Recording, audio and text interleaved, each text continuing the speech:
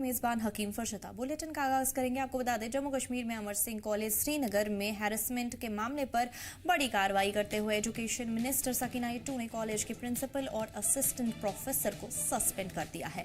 उन्होंने कहा कि हुकूमत इस तरह के मामलात के लिए जीरो टॉलरेंस पॉलिसी अपनाती है। हुकूमत ने टाइम बाउंड इन्वेस्टिगेशन का भी ऑर्डर दिया है और मुतल्लिका अफसरान को 1 हफ्ते के अंदर रिपोर्ट पेश करने के हुक्म भी दिए हैं। कश्मीर में इस तरह का अगर कहीं पे भी इंसिडेंट हो तो मैं समझती हूँ इससे ज़्यादा बदकिस्मती की कोई बात नहीं है।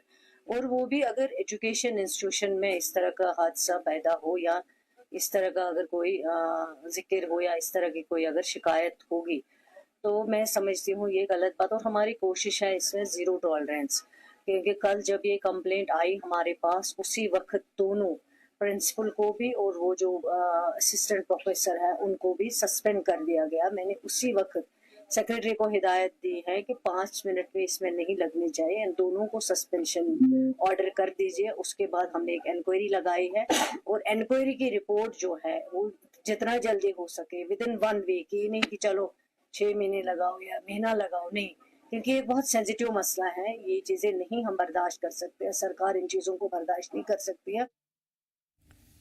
गर्मी की शुरुआत के साथ ही रियासी के मशहूर रिवर राफ्टिंग प्लेस पर सयाहों की भारी भीड़ देखने को मिल रही है। मुल्क के मुख्तलिफ हिस्सों से बड़ी तादाद में सयाह रियासी पहुंच रहे हैं और चेनाब नदी में राफ्टिंग का मजा ले रहे हैं। सुहाने मौसम और खूबसूरत नेचुरल मनाजिर के बीच सयाह एडवेंचर एक्टिविटीज का लुत्फ उठा रहे हैं। चेनाब नदी में रिवर राफ्टिंग में अट्रैक्शन सेंटर बनी हुई है। मैं गुजरात सूरत से आया हूँ। हम यहाँ वैष्णो देवी घूमने आए थे। जम्मू कश्मीर में हम पहली बार ही आए हैं, लेकिन इतना मजा आ रहा है कि इसका डेवलप देखकर, जब से मोदी जी ने 370 हटाया है इतना मजा आ रहा है। डेवलप भी इतना बढ़िया हुआ है, सबको एक बार जरूर जिंदगी में इधर आना चाहिए। स्वर्ग जैसा अनुभव हो रहा है। इधर हम राफ्टिंग करने भी पहली बार आए हैं चिनाब नदी में। हमने सुना था कि इधर राफ्टिंग है तो पहली बार आए, लेकिन राफ्टिंग का भी इतना मजा आया। गर्मी में इतना ठंडा ठंडा लग रहा है, इतना ठंडा साफ मौसम है इधर। गर्मी में एक बार सबको ऑल ओवर इंडिया से एक बार तो आना ही चाहिए। स्वर्ग जैसा अनुभव है इधर। जब से मोदी जी आए हैं, पहले भी हमने सुना था कि इधर मजा नहीं आता, लेकिन हम इधर आए इतना डेवलप देखा है, बात ही जाने दो। स्वर्ग जैसा अनुभव हो रहा है। यहाँ पहली बार घूमने आई हूँ जम्मू में। यहाँ सब कुछ बहुत अच्छा है, यहाँ का हवामान बहुत अच्छा है, यहाँ नदी बहुत अच्छी है। चिनाब नदी में का पता चला यहाँ राफ्टिंग होती है, तो हम लोग यहाँ राफ्टिंग करने के लिए आए हैं। तो इस नदी में राफ्टिंग करने का मजा भी बहुत आया। पहले सब बच्चे लोग डरते थे, लेकिन अब सबको उसमें बिठाया तो अभी सबका डर निकल गया। सब बच्चे भी बोलते हैं दोबारा करना है, दोबारा करना है। सबको बहुत मजा आया, सबने बहुत एंजॉय किया, छोटे को बड़े को सबको मजा आया। यहाँ की सुविधाएं वो बहुत बढ़िया है, सब रास्ते वास्ते मोदी जी ने बहुत अच्छे बनाए हैं और यहाँ सारा माहौल भी बहुत अच्छा है। काफी लोग भी आते हैं घूमने, यहाँ सब बहुत एंजॉय करते हैं। यहाँ फोटो खींचने की जगह भी बहुत बढ़िया है और ये नदी भी बहुत फ्लो कर रही है, तो उसमें राफ्टिंग करने का भी बहुत मजा आया। गर्मी की शुरुआत होते ही जम्मू कश्मीर के ज़िला रियासी में टूरिस्टों की भीड़ साफ तौर पे दिखाई दे रही है। और अगर हम बात करें तो विश्व प्रसिद्ध रिवर राफ्टिंग करने के लिए देश विदेश से श्रद्धालु जो माता वैष्णो देवी जी के दरबार पे आते हैं, उनका जो संख्या है वो रिवर राफ्टिंग की ओर बढ़ती दिखाई दे रही है। और इस गर्मी में भी जो श्रद्धालु हैं, जो टूरिस्ट हैं, वो इस रिवर राफ्टिंग का आनंद ले रहे हैं। और अगर हम बात करें तो लगभग 14 जो कंपनियां हैं वो इस रिवर राफ्टिंग में काम करती हैं, जिनका जो कारोबार में भी उससे असर सामने दिख रहा है। और आने वाले दिनों में शंका लगाई जा रही है इस जो टूरिस्ट की संख्या है इसमें बढ़ोतरी होगी। जी, जम्मू कश्मीर लद्दाख के लिए रियासी से मेमन शर्मा। पहलगाम डेवलपमेंट अथॉरिटी के सीईओ मीर नसरुल हिलाल जारी ने इलाके में टूरिस्ट के एक्सपीरियंस को बेहतर बनाने के लिए अहम कदम उठाए हैं। दरअसल एक लाइसेंस एक घोड़ा पॉलिसी लागू कर दी गई है, जिसका मतलब है कि एक लाइसेंस पर सिर्फ एक ही घोड़ा चलाया जा सकता है। इससे भीड़ भाड़ में कमी आएगी और सयाहों को बेहतर एक्सपीरियंस मिलेगा। हालांकि ये फैसला कई शिकायतों के बाद लिया गया, जिनमें कहा गया था कि कई घोड़ा मालिक एक ही लाइसेंस पर ज्यादा घोड़े चला रहे थे, जिससे क्राउड, अफरा तफरी और सयाहों के लिए तकलीफें पड़ रही थी। सीईओ ने बताया कि अब घोड़ा ऑपरेटर्स को यूनिफॉर्म पहननी होगी और पीडीए के जरिए तयशुदा रूट पर अमल करना लाजमी होगा। देखिए जैसा आप सबको पता है कि पहलगाम जो है एक वर्ल्ड क्लास टूरिस्ट डेस्टिनेशन है। यहाँ की रोज़ी रोटी जो है वो टूरिज़्म से जुड़ी हुई है। टूरिज़्म का मतलब ये होता है कि जो यहाँ की नेचुरल ब्यूटी है, यहाँ के नदी नाले हैं, यहाँ की वादियाँ हैं, वो आबाद रहनी चाहिए और वो प्रिज़र्व रहनी चाहिए। जो हमारे पौनी वालाज़ हैं, हमें उनके साथ पूरी एक हमदर्दी है, उनकी रोज़ी-रोटी भी जो है वो इसी के साथ जुड़ी हुई है। बट कुछ इंसिडेंट्स ऐसे हुए जैसे कि एक बंदा जो है वो रजिस्टर्ड है, उसके साथ एक पौनी रजिस्टर्ड है, वो 5 लेके आता है, 6 लेके आता है और फिर टूरिस्ट्स को उन पे चढ़ाता है। तो टूरिस्ट के साथ एक घोड़े के साथ एक बंदा होता है, 4 ऐसे ही चले होते हैं। तो एक तो वो न्यूइसेंस यहाँ पे क्रिएट करते हैं जैसा आपने देखा होगा जो भी हमारे रास्ते हैं, बड़े पॉल्यूटेड हैं ये सब और रेगुलेशन में भी हमारे मसले मसाइल आ जाते हैं। उनके खुद भी ऐसे मसले मसाइल हैं, वो खुद भी इसमें रेगुलेट नहीं कर पाते हैं। तो इस सिलसिले में हमने ये इनिशिएटिव लिया है कि जो रजिस्टर्ड पौनी है, जो रजिस्टर्ड पौनी वाला है, जिसकी लाइसेंस है, वो चलेगा और इसके साथ-साथ वो यूनिफ़ॉर्म एक हमने यहाँ पे डिज़ाइन किया है। यूनिफ़ॉर्म लगा के वो आएँगे, बिल्कुल एक इज़्ज़त के साथ, बहुत ही एक अच्छे अंदाज़ से वो टूरिस्ट के साथ डील करेंगे। गवर्नमेंट डिग्री कॉलेज डोडा की स्टूडेंट सबा बानो की 112 दिन बाद रिवर चेनाब के पास असर इलाके से लाश बरामद की गई। सबा बानो जो कस्तीगढ़ डोडा की रहने वाली और बशीर अहमद की बेटी थी, 3 महीने पहले एग्जाम देने कॉलेज गई थी और उसके बाद लापता हो गई थी। लाश को मौके पर उसके वालिद ने पहचान लिया। सबा के लापता होने के बाद खानदान ने लगातार एहतजाज किए और कुछ इम्तिहान ड्यूटी स्टाफ पर हरासानी का इल्जाम लगाया, जिसे खानदान के मुताबिक सबा की खुदकुशी की तरफ ले जाने वाला सबब माना जा रहा है। डिपार्टमेंट ऑफ हायर एजुकेशन ने इस मामले में एक एग्जामिनर को सस्पेंड करके जांच शुरू कर दी थी। खानदान ने अब दोबारा शफाफ तहकीक की डिमांड की है, जिसमें स्टाफ से पूछताछ की जाएगी।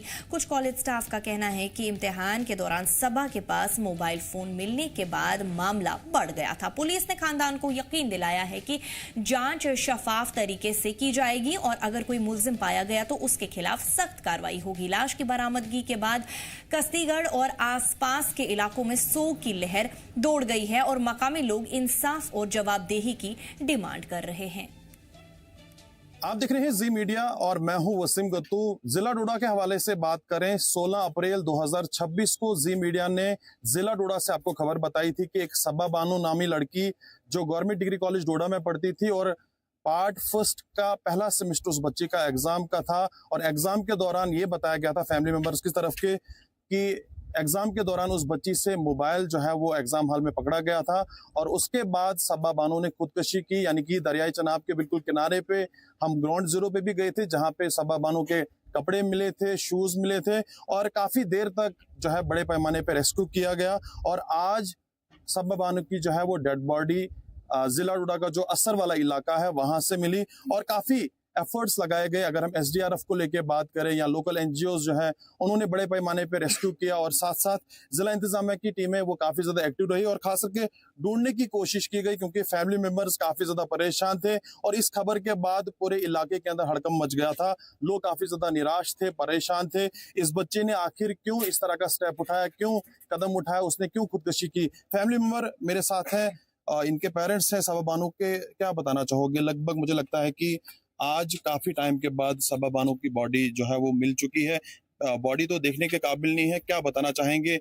कार्रवाई भी कुछ लोगों पे की गई है, आपकी तरफ से क्या मैसेज होगा? सर कार्रवाई कुछ नहीं की गई है, उसको सस्पेंड किया है एक बंदे को, बाकी तो कोई कार्रवाई नहीं की थी पुलिस बोल रही थी जब बॉडी मिलेगी उस वक्त कार्रवाई करेंगे। तो मैं ही यही चाहता हूँ उनको अरेस्ट करें, उन पे एफआईआर लगे, कोर्ट में चालान पेश करें। उस दौरान क्या हुआ था, कैसे आपको पता लगा था, थोड़ा सा डिटेल से बताइए। सर मुझे कोमल लड़की है कि उसकी फ्रेंड थी, उसने मुझे फोन किया, सबा घर पहुंची। मैंने बोला घर नहीं पहुंची है, तो बस इसने उतना ही बोला। तो दोबारा मैंने उसको फोन की, मैंने बोला हुआ क्या? बोलता है उसको जी बहुत टार्चर किया है कॉलेज में, उसके पास मोबाइल था और ना उसके पास कोई नेट पैक था, उसमें ना कोई कॉल आती थी ना जाती थी, कोई रिचार्ज था ही नहीं उसमें। तो उसको मोबाइल पकड़ा तो उसको कॉपी की है, कॉपी करने के बाद उसको बहुत टार्चर किया, आप घर जाओ जी, आपको 5 साल के लिए कोई कॉलेज में कोई एडमिशन नहीं होगी, आप जाओ जी घर में, अब घर का कोई काम करो। जब ये वाक़ा हुआ तो इसको इन्होंने दूसरा रंग दिया पहले से ही कि लड़की जो है कहीं भाग गई है। लेकिन हम अल्लाह से यही दुआ करते थे कि हमें इसकी जिंदा या मुर्दा कोई ना कोई खबर मिल जाए, यानी कि सच्चाई सामने आए। बहुत सारे लोगों ने हमें इसी तरह बातें कर करके जो है बहुत बुरी तरह मारा। हम जिंदा थे लेकिन वो जिंदा रहना जो है वो गवारा नहीं किया। तो हमारी अल्लाह ताला से यही दुआ रहती थी कि हमें बॉडी मिल जाए, या वो जिंदा मिले या मुर्दा मिले, मिल जाए। तो आज जो है बॉडी मिली है, तो इसको रंग इन्होंने काफ़ी देने की कोशिश की कि किसी के साथ भाग गई है, और बल्कि यहाँ पर हिंदू मुस्लिम कन्फ्लिक्ट क्रिएट करने की जो है कोशिश की गई थी। तो हमने सब्र से काम लिया, अल्लाह ताला से दुआएं मांगी। आज हम यही चाहते हैं कि जो भी लोग इनमें इन्वॉल्व हैं, चाहे वो पियोन से लेकर प्रिंसिपल हो, देखिए एक जगह पे एक बंदा अकेले काम नहीं करता है।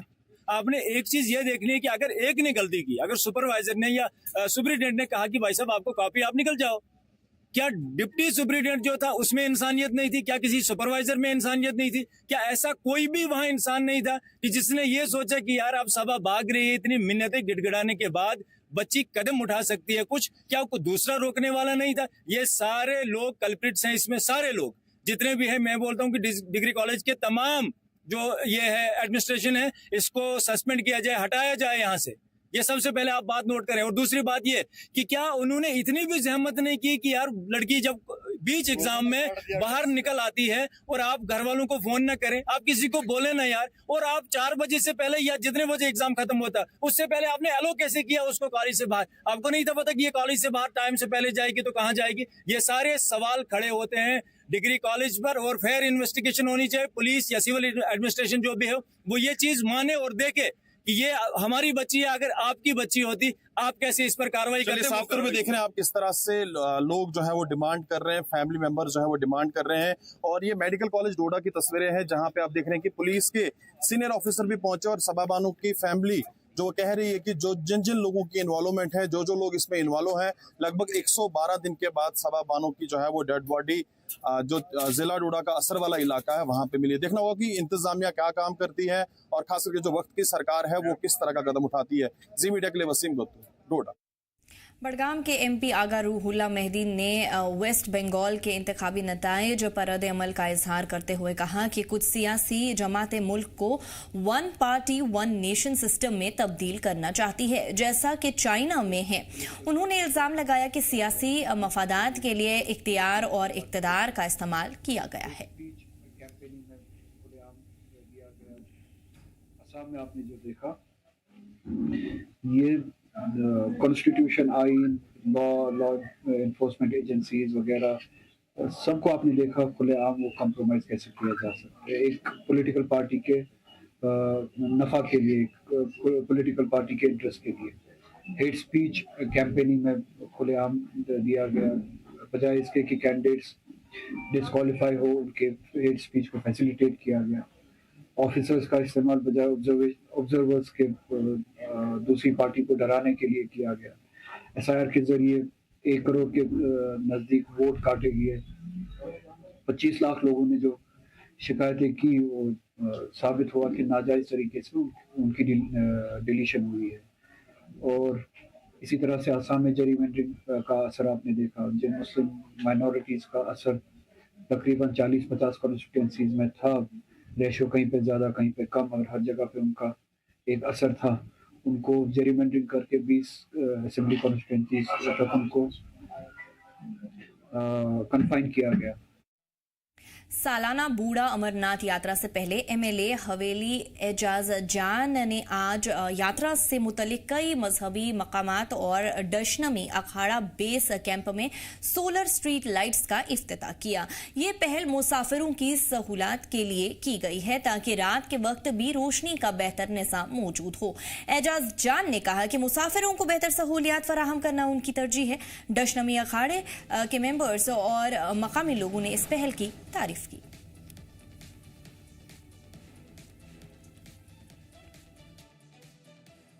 यहाँ पे हम दशनी अखाड़ा पुंछ में आए हैं और प्रधान साहब की क़यादत में यहाँ एक छोटी सी मीटिंग यहाँ पे हुई और हमने कुछ सोलर लाइट्स जो हैं वो यहाँ पे लगानी एक दो इंस्टॉल की हैं और भी करनी है। बाकी लाइट्स का प्रबंध आने वाली जो यात्रा यहाँ पे आएगी उसके लिए हम कोशिश कर रहे हैं कि जो फैसिलिटीज़ हम प्रोवाइड कर सकें वो लोगों के लिए होनी चाहिए।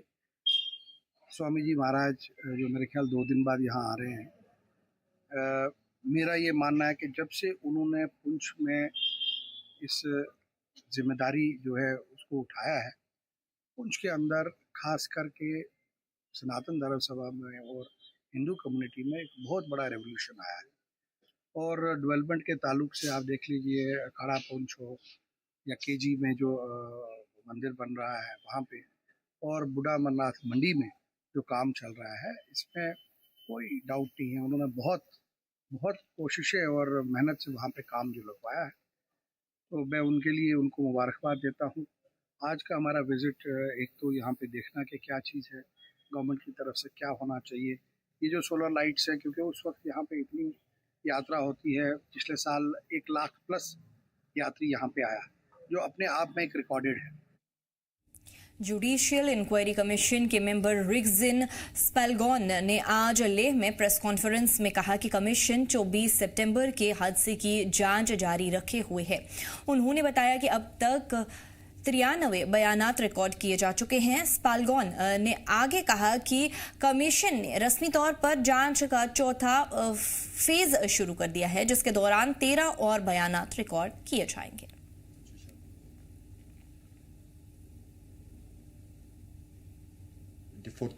सितंबर 2025 में जो इंसिडेंट हुआ था लेह में, उसके बाद एक जुडिशियल कमीशन कॉन्स्टिट्यूट किया था, जिसका chairman justice doctor BS Chauhan और उसके member secretary retired district and session court Mohan Singh Pariyar ji हैं, और कमीशन की काउंसिल हिमांशु शर्मा जी हैं। तो कमीशन अपने काम स्टेटमेंट रिकॉर्ड दिसंबर से कर रहे हैं कंटिन्यूसली। 3 सिटिंग हो चुका है, ये चौथा सिटिंग है, और आज से कमीशन विटनेसेस का स्टेटमेंट रिकॉर्ड कर रहे हैं। तो अभी तक टोटल 93 स्टेटमेंट्स रिकॉर्ड किया गया है और 13 और स्टेटमेंट रिकॉर्ड करना है। कारगिल में इन दिनों रोड की खस्ताहाली को लेकर आवाम काफ़ी परेशान है। बरसों से लेकर फरोना तक जो रास्ता है उनमें कई सारे गड्ढे पड़े हुए हैं, जिससे लोगों को बहुत दुश्वारी होती है और आना जाना मुश्किल होता जाता है। हालांकि एडमिनिस्ट्रेशन को कई बार बताने के बावजूद कोई कदम नहीं उठाया गया, और अब हाल ये है कि TSG ब्लॉक की आवाम खुद गाड़ियों में मिट्टी लाकर रोड पर डाल रही है, लेकिन एडमिनिस्ट्रेशन पर इसका कोई असर नहीं हो रहा।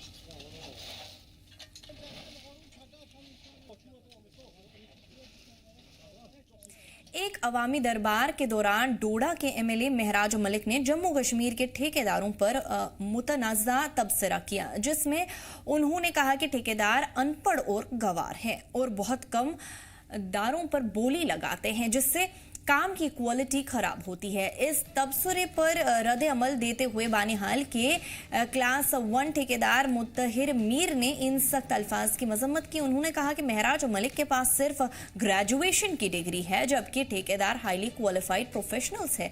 मुत्तहिर मीर ने MLA के तबसरे को नामुनासिब और तौहीन अमीज करार दिया।